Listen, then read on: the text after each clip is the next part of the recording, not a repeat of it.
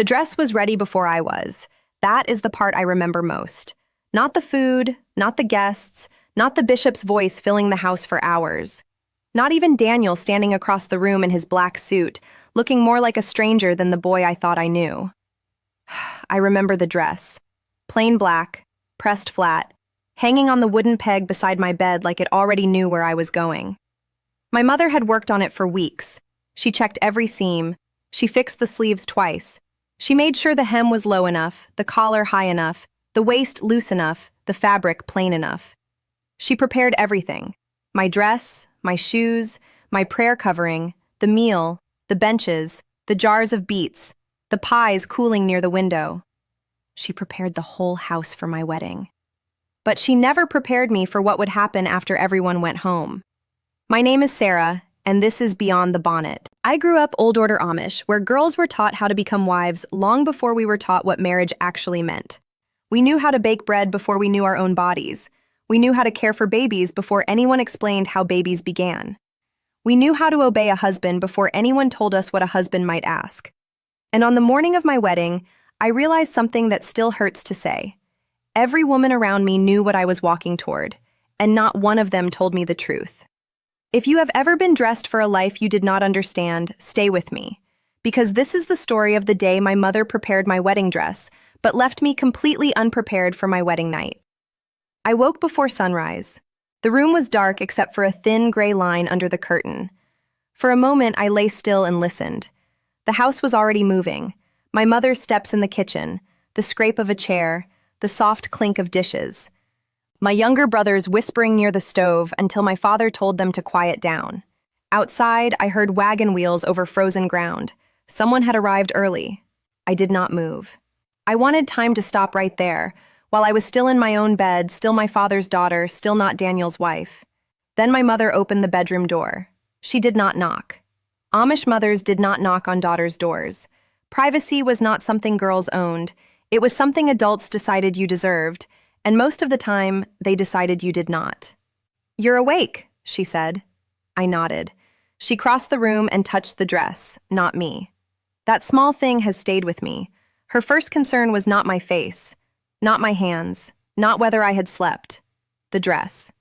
She lifted it from the peg and held it to the window, checking the fabric in the weak morning light. "There is a thread here," she said. She pulled it with her fingers. I sat up slowly. My mouth was dry. "Mother?" She did not turn. "Yes?" I had practiced the question in my mind for weeks. I had waited for the right moment. I thought maybe the night before the wedding she would sit beside me and speak gently. I thought maybe she would tell me what women knew and girls were not supposed to ask. But the night before, she had been busy. There were potatoes to peel, there were dishes to count, there were blankets to fold for relatives staying over. Every time I came close to asking, someone walked in, or she walked away, or my courage died in my throat. Now the day had come. There was no more waiting. I said, "Is there anything I need to know?" She lowered the dress. Her face changed, but only for a second. "What do you mean?" I looked at my hands. "For tonight." The room went so quiet I could hear the fire shifting in the stove down the hall. My mother folded the dress across her arms. "You need to remember who you are," she said. I waited.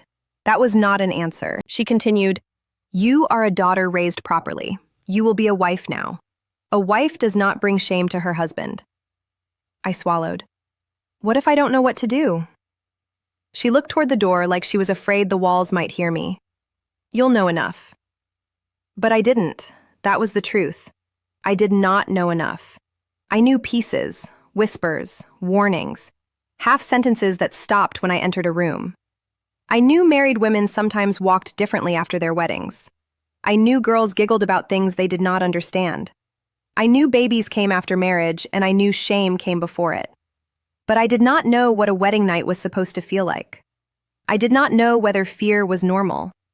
I did not know whether pain meant something was wrong. I did not know if I was allowed to say no. I did not even know if a wife could ask her husband to wait. My mother came closer and held the dress out. "Stand up." So I did. That was what we were trained to do. When fear came, stand up. When questions came, lower your eyes. When confusion came, obey the next instruction.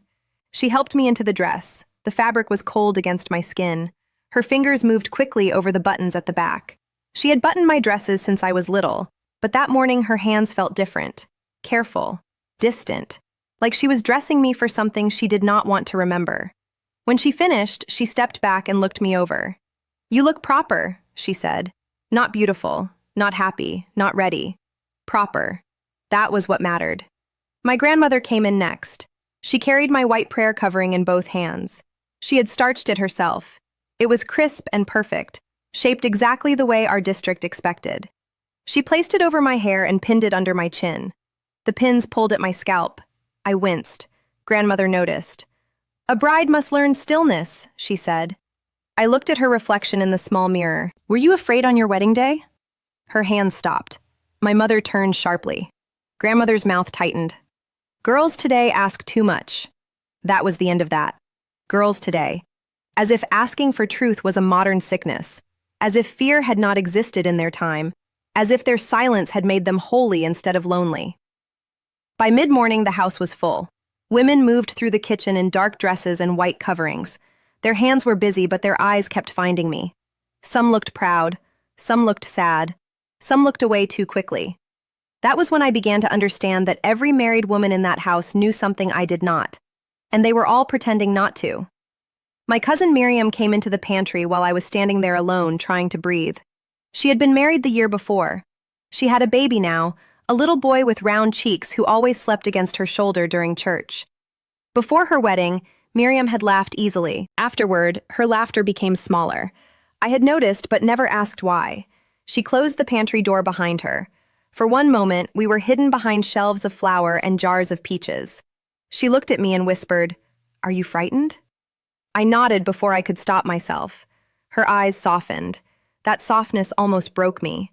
I wanted to grab her sleeve and beg her to tell me everything. I wanted to ask what the wedding night meant, what Daniel might expect, whether it would hurt, whether she had cried, whether crying was allowed. But before I could speak, she said, "Just don't fight it." I stared at her. That was her comfort. Just don't fight it. She must have seen my face because she quickly added, "It's easier if you don't." The pantry door opened. My mother stood there. Miriam stepped back. Mother looked from her to me. "What is this?" "Nothing," Miriam said. Mother's face was calm, but her eyes were not. "Then come help with the bread." Miriam left without looking at me again. I stood in the pantry alone, with her words pressing against my chest. Just don't fight it. I did not know yet that those 4 words would follow me into the night. The wedding service lasted for hours. Amish weddings are not soft things. They are not made of music and flowers and dancing. They are made of sermons, order, witnesses, food, duty. Everyone sits and listens while ministers speak about marriage like it is a field to be worked, not a life to be entered. A wife's place, a husband's role, a home kept in obedience, children raised in faith, a woman's tongue kept careful, a man's authority kept respected. I sat beside Daniel, but not too close. There were people everywhere, faces from our district, cousins from 2 settlements over, older men with beards, older women with knowing eyes, children peeking from behind benches. The bishop spoke slowly, as if every word had weight. A wife must be a helpmeet to her husband. I had heard that before, but on that day it felt different. Helpmeet. Not girl, not person, not daughter, not child of God with her own fear and her own body. Helpmeet. He said marriage required sacrifice. He said a woman's strength was shown through submission. He said the world had poisoned women into wanting their own way. At that, several women nodded. I looked at their faces and wondered how many of them had ever been asked what they wanted. Daniel's hand rested near mine on the bench. Not touching. Near. His fingers were still. I wondered what his father had told him. I wondered if he had been given instructions while I had been given silence. I wondered if he was nervous too. But Daniel's face was unreadable. He looked serious, prepared. That word hurt me. Prepared. Everyone had prepared Daniel to be a husband. Everyone had prepared me to look like a bride. When the vows came, my voice sounded far away. I said the words. I promised what I was told to promise. People cried quietly. My mother did not. She watched me with a tight face, as if tears would make the day too honest. After the service, the meal began. There was so much food that the table seemed to bend under it. Chicken, bread, noodles, gravy, mashed potatoes, pies, pickles, coffee poured again and again. People ate in turns because the house could not hold everyone at once. The men talked outside. The women cleaned, carried, refilled, served. I was told to sit, then told to stand, then told to greet someone, then told not to look tired. Every instruction was small, but together they made me feel like my body no longer belonged to me. Even my face had rules. Smile, but not too much. Speak, but not too freely. Eat, but not hungrily.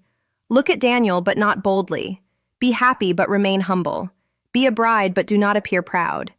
Near afternoon, older women began coming to me one by one. It was almost like a ritual.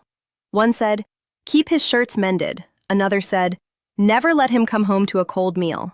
Another said, "A man needs peace in his house." My aunt leaned close and said, "The first weeks teach him what kind of wife you'll be." I asked, "What kind should I be?" She smiled. "Quiet is best at first."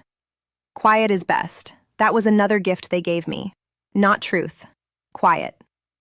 Late in the day, when the light outside began to thin, my mother found me near the back room. "Come," she said. I followed her. She took me into my bedroom, the same room where I had slept since childhood. But it did not feel like mine anymore. My quilt was folded. My hairbrush was gone from the table. Someone had packed my small things into a wooden box to go with me to Daniel's house. It felt like I had died and everyone had already begun clearing my room. Mother opened the chest at the foot of my bed. She took out a folded white nightgown. It was new. I had not seen it before. She placed it on the bed.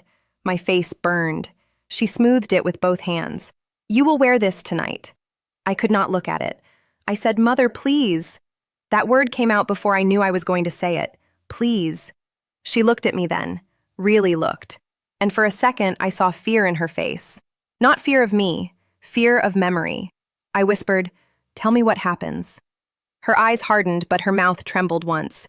"You are not a child." "I feel like one." "You are married." "I don't know how to be." She turned away. I wanted her to sit beside me. I wanted her to take my hand. I wanted her to become my mother and not just a woman guarding the rules. Instead, she said, "A wife learns." "How?" She folded the nightgown again. "The same way we all did." I stared at her. That answer told me everything and nothing. The same way we all did. Alone, confused, ashamed for asking, afraid to disappoint. I said, "Were you scared?" Her shoulders lifted slightly, like the question had touched a wound. Then she said, "Fear passes." "But did it?" She turned back so quickly I stepped away. "You must not begin your marriage with these thoughts." "What thoughts?" "Selfish ones." That word struck harder than I expected. Selfish. I had not asked to leave Daniel. I had not refused marriage. I had not dishonored anyone. I had only asked what would happen to me. But in our world, that was often enough to be called selfish. My mother lowered her voice. "Daniel is your husband now. Do not shame him. Do not shame your father. Do not shame me." There it was. Not, "Do not be afraid." Not, "You can speak." Not, "You are safe." Do not shame us. I looked at the nightgown on the bed, and something inside me went very still. Because I understood. My fear belonged to me. But my obedience belonged to everyone. The house grew quieter after sunset. One by one, the buggies left. I listened to the wheels outside. Each sound felt like someone leaving me behind. The aunt who told me quiet was best. The cousin who told me not to fight. The grandmother who said girls ask too much. The mother who had prepared my dress. They all knew the door I was walking toward, and they all went home. When the last guests left, Daniel stood near the stove with my father. They spoke softly. My father shook his hand. I saw pride in my father's face. That surprised me. He was giving me away, but he looked like he had gained something. A proper match, a settled daughter, a duty completed. My mother came to me. "It's time." I wanted to say, "For what?" But I knew better. She walked beside me down the hall. Her steps were steady. Mine were not. I could hear Daniel moving inside the room ahead. My hands were cold again. At the door, my mother stopped. She adjusted the edge of my covering, though it did not need adjusting. Then she looked at me with a face I still cannot fully understand. There was love there. I believe that. But it was buried under fear, under faith, under years of being told that women survive by not speaking. She touched my cheek, only once. Then she whispered, "Be a good wife," and left me at the door. I stood there with my hand on the latch. Behind me was the life where I had been a daughter. In front of me was the life where I was expected to be a wife. No bridge between them. No words, no warning. Just a dress, a nightgown, and a closed door. When I entered, Daniel turned. The room was lit by one lamp. He looked nervous. That almost comforted me. Then he smiled a little, and the smile made him look young. Younger than a husband should look. Younger than someone with authority over another person's life. For a moment, I remembered him at singing nights, standing near the fence, not quite looking at me, but always knowing where I was. I had liked him then. That is another truth. I did not hate Daniel. I did not fear him because he had been cruel. I feared what everyone had placed between us. A marriage built on silence. A husband taught expectation. A wife taught endurance. He said, "You're shaking." I looked down. "I'm cold." He nodded, though we both knew that was not all of it. There was a long silence. Then he said, "Your mother talked to you?" I almost laughed. Not because it was funny, because if I did not laugh, I might cry. I said, "She told me to be good." Daniel looked embarrassed. "My father said something like that too." "What did he say?" He looked toward the lamp. "That a wife needs a husband to lead." I waited. "And?" "That I shouldn't be afraid to be a husband." The words sat there between us. I heard what they meant. He had been told not to be afraid of taking his place. I had been told not to shame anyone with my fear. Neither lesson taught us kindness. Neither lesson taught us how to speak. Daniel stepped closer. I stepped back before I could stop myself. His face changed, not angry, hurt. And that hurt made me feel guilty. That is how quickly it happened. My fear became his injury. His confusion became my responsibility. "I'm sorry," I whispered. He said, "Did I do something?" "No." "Then why are you afraid?" I looked at him. "Because nobody told me what this night means. Because every woman looked at me like she knew and still stayed silent. Because my mother gave me a nightgown instead of the truth. Because I don't know if I'm allowed to say wait. Because I don't know if being your wife means I stop belonging to myself." But I said none of that. I only said, "I don't know." Daniel sat on the edge of the bed. For the first time all day, he looked as lost as I felt. "I don't know either," he said quietly. That sentence changed something. Not everything, not enough, but something. It was the first honest sentence of the day. I looked at him, and for a second, we were not husband and wife, not duty and submission, not man and helpmeet. We were two young people standing inside a room built by other people's rules. I sat on the chair near the wall. He looked at me. "Do you want to talk?" No one had asked me that all day. My throat tightened. Yes. So we talked. Not about everything. We did not have the words for everything. But we talked about being afraid. He admitted his father had made marriage sound like something a man had to prove. I admitted my mother had told me almost nothing. He asked if I wanted the lamp left on. I said yes. Then I changed my mind and said no. Then I cried because even choosing light felt too much. He did not touch me then. That is the part I wish more people understood. A wedding night does not have to become a wound.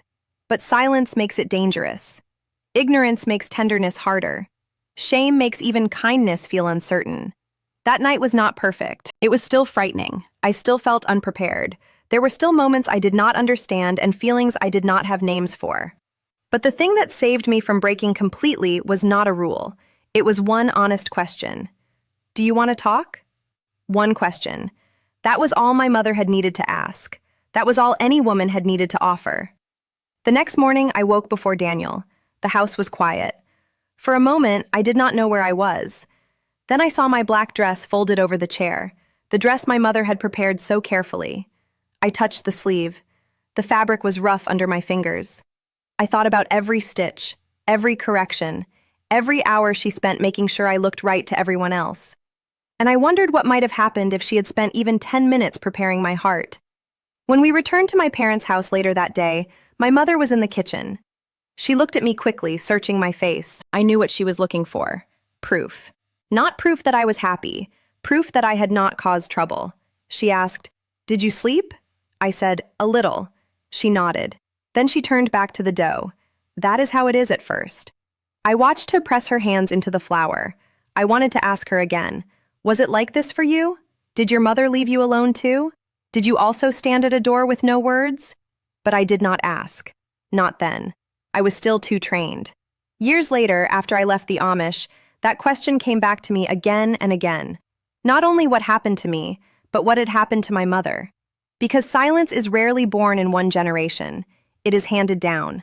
Mother to daughter, aunt to niece, grandmother to bride. Each woman thinking, "I survived it, so she will too."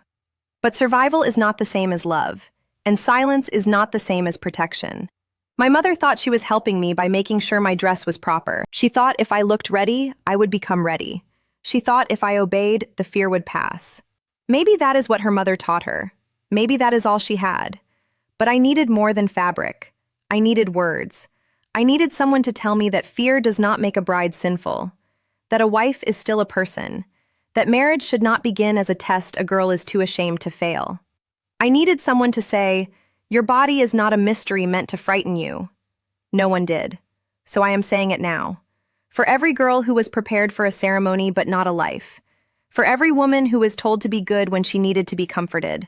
For every daughter who watched her mother turn away because the truth was too heavy. You deserved more. You deserved honesty. You deserved tenderness. You deserved to enter marriage with understanding, not fear. The dress my mother made is gone now. I do not know what happened to it. Maybe it was cut down for another use. Maybe it was packed away. Maybe it wore thin and disappeared into ordinary life, the way women's pain often does. But I still remember how it felt.